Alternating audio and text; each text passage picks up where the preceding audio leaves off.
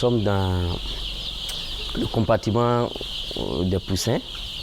Vous voyez bien qu'on a plein de poussins ici. C'est une zone qu'on a réservée pour véritablement prendre en charge les poussins dès leur arrivée. Et les poussins vont faire 2 mois ici, dans ce bâtiment. Après les 2 mois, les poussins vont être répartis dans les bâtiments vides que vous voyez, parce que actuellement c'est 30 poussins pour 1 mètre carré. Donc c'est des poussins qui ont besoin de la chaleur. Donc vous voyez que c'est bien clôturé, c'est bien hermétiquement fermé, de sorte à ce qu'on puisse avoir une température de 38 degrés et pendant les premières semaines. Et au fur et à mesure, la température va décroître jusqu'à s'adapter à leur niveau de croissance.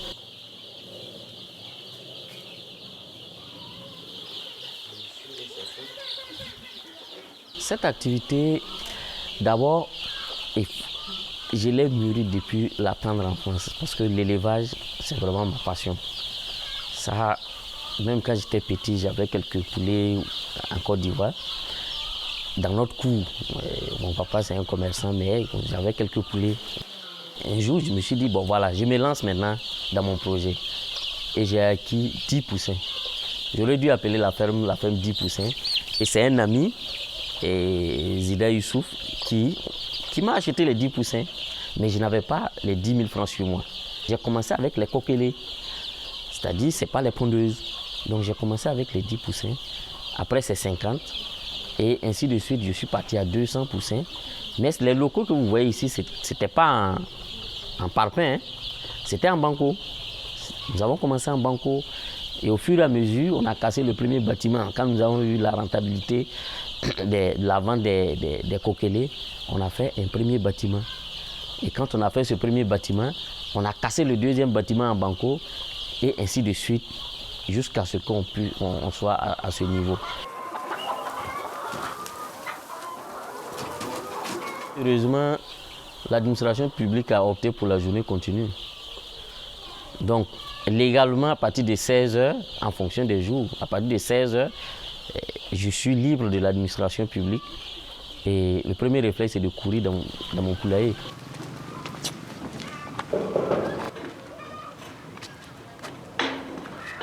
Bonjour, soyez la bienvenue. Merci. Oui. Ici, vous êtes à la ferme Relwendo, qui est située à Yamtenga, Kikofé. Et là, on a des poussins qui sont arrivés. De l'autre côté, nous avons les poules qui sont âgées de 9 mois.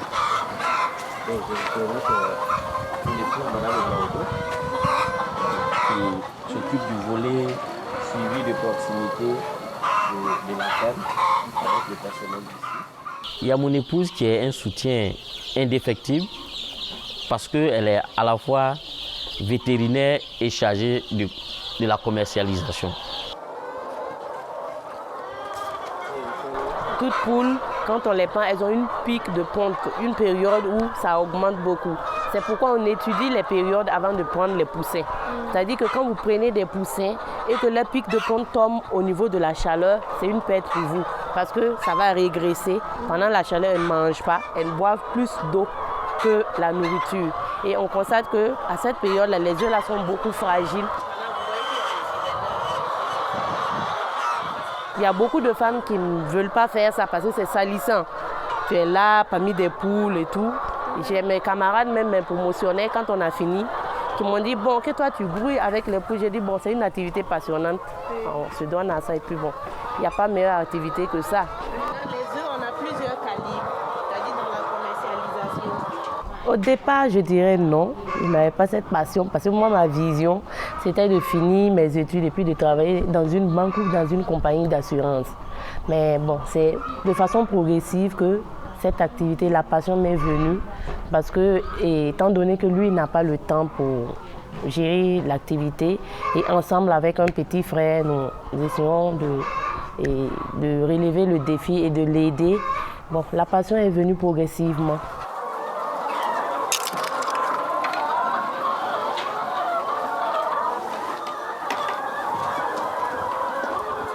Les moments les plus difficiles auxquels on a eu à faire face, c'est le début parce qu'on n'avait pas d'expérience.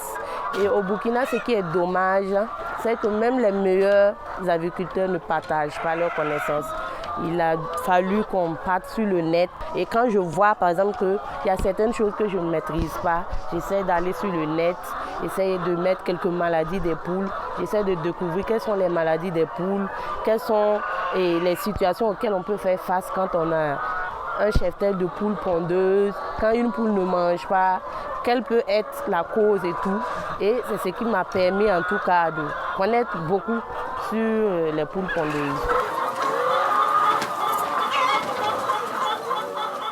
C'est un travail pour lequel il faut avoir de la passion et de la détermination. La passion seule conduit à l'erreur. Mais il faut être déterminé aussi dans ce qu'on fait et avoir de la vision aussi. Je me suis approprié la citation de Norbert Zongo qui dit « L'homme doit travailler le matin de sa vie pour se reposer le soir de son existence ». Aujourd'hui, nous avons l'énergie, nous avons tous les atouts possibles pour pouvoir faire quelque chose. Mais si nous laissons, parce que nous sommes des agents publics, en disant oh, écoutez-moi, le bureau, ça me suffit, bon, ce n'est pas au soir de sa vie professionnelle, disons à quelques années de la retraite qu'on s'élève pour dire bon, écoutez, moi, ma passion, c'est l'élevage.